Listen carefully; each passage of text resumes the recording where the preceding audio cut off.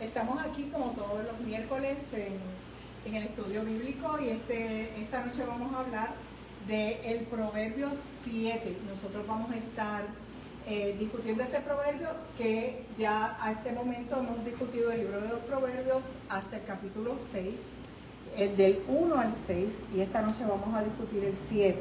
Vamos a ver algunas similaridades entre el 7 y el 6, porque uno de los temas que está cubriendo el Proverbios 7 ya se empezó a cubrir en el 6.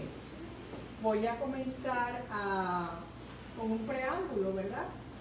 Como sabemos, los proverbios fueron escritos por Salomón como parte del consejo de sabiduría, que su experiencia y la sabiduría que le dio Dios, él acumula esta sabiduría y la plasma en estos proverbios para el conocimiento de nosotros y para que no solo obtengamos sabiduría, sino que seamos sabios.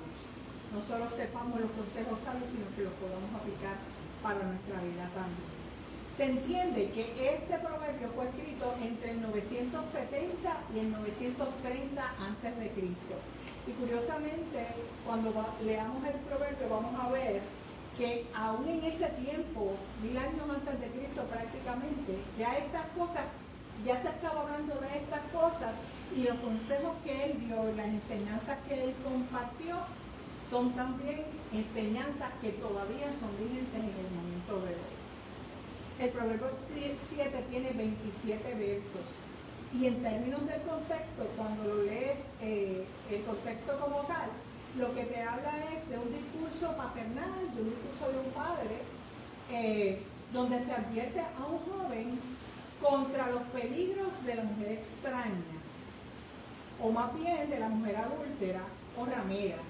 El tema del adulterio, como les dije, ya se había tratado en otros proverbios anteriores que hemos estudiado, como el proverbio 2, se trabajó en el 5, se habló de este tema también en el proverbio 6, que fue el pasado proverbio, y se volverá a discutir en el proverbio 9.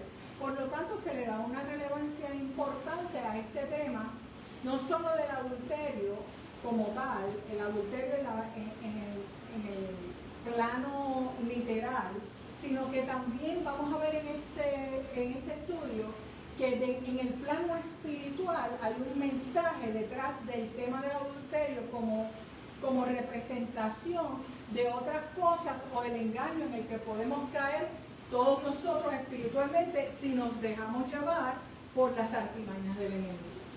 Así que tiene dos vertientes, tiene la vertiente espiritual y tiene la vertiente literal en la discusión. Y es bien interesante porque la Biblia es un libro tan fascinante, porque además de ser un libro histórico que te habla de la historia de este pueblo y de luego el advenimiento de Jesús y luego los posttiempos, no solamente habla de lo que literalmente ocurrió en este lugar como histórico, no como este hecho histórico solamente, sino que también lo que se habla en la Biblia habla de lo que pasa en la sociedad. Y esas cosas que se discuten en la Biblia, y en este proverbio lo vamos a ver, aplican a la sociedad, no solo a esta sociedad de la que nos está hablando la Biblia, sino a la sociedad de nosotros, al mundo actual. Pero también nos aplica a nosotros como individuos. Así que esta enseñanza que vamos a tener hoy se va a ver desde la histórica, se va a ver desde la perspectiva social del mundo de hoy y de la perspectiva particular de cada uno de nosotros. Y eso es lo fascinante que tiene la palabra de Dios cuando la vamos a estudiar en detalle como hoy. Ok, este proverbio, como te digo, pues vamos a ver la parte literal, lo que está diciendo el momento, pero no es solo para nosotros un consejo de inmoralidad sexual, porque obviamente pensamos en el adulterio, pensamos en la mujer ajena, que lo vamos a estar viendo y lo hemos estado estudiando, pero no es solamente esa parte literal. El proverbio también da una ilustración de cómo la sabiduría nos protege de la tentación a nosotros, del pecado y de la necedad que conduce a la ruina. En otras palabras, que el que se comporta neciamente su destino es la ruina. Por eso es que, esto es aplicable no solamente a lo que está narrando en el momento, sino también a la sociedad que actúa en necedad, su camino es la ruina, pero nosotros, si actuamos en necedad y no actuamos en sabiduría, nuestro destino puede ser también la ruina.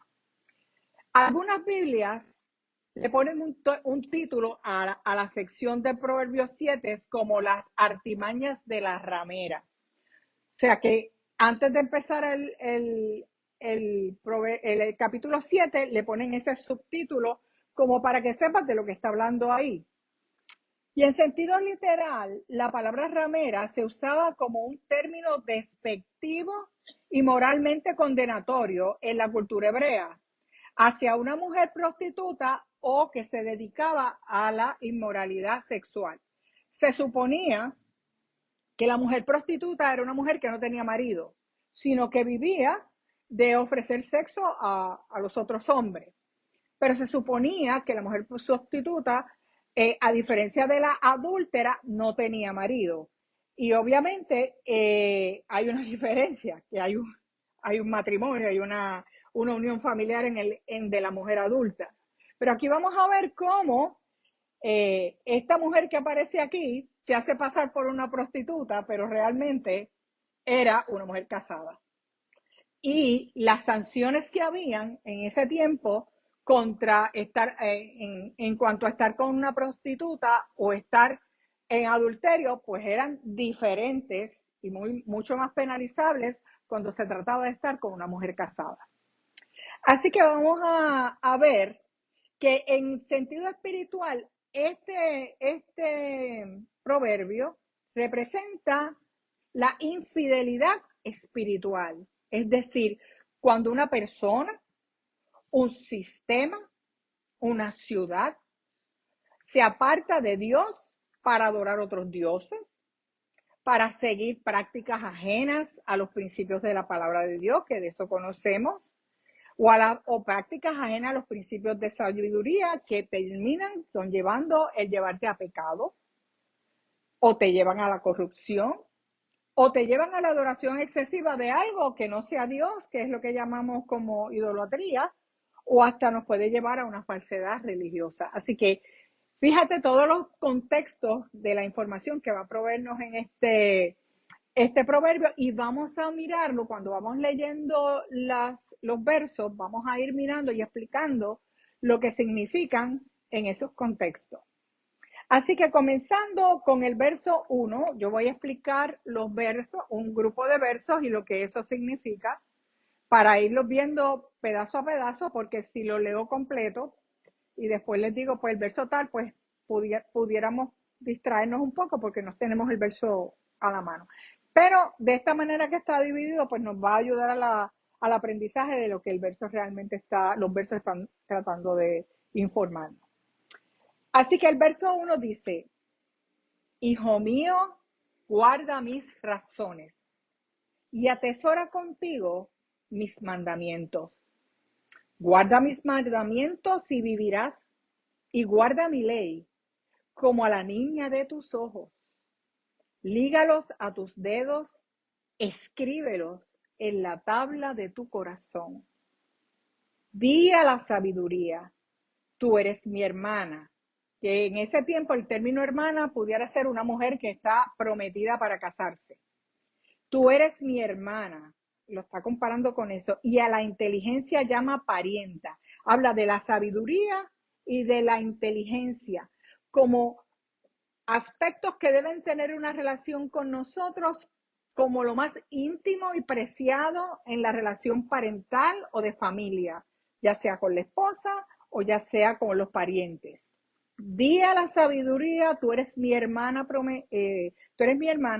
y a la inteligencia llama parienta, para que te guarden de la mujer ajena y de la extraña que te ablanda con sus palabras.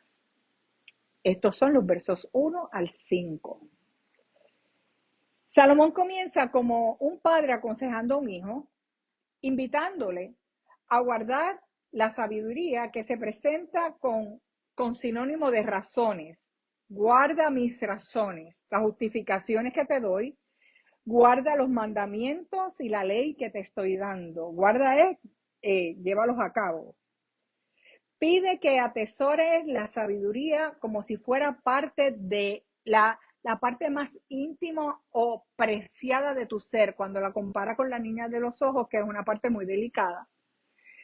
Y te dice, atesora la sabiduría como si fuera tan preciada como la niña de tus ojos. No solo el conocimiento, sino que no solo te da conocimiento la sabiduría, te da vida, con el propósito de que lo libere de la mujer extraña, que es decir, esto te está dando conocimiento, te está dando vida con un fin, que te liberes de la tentación que está aquí reflejada en la mujer extraña.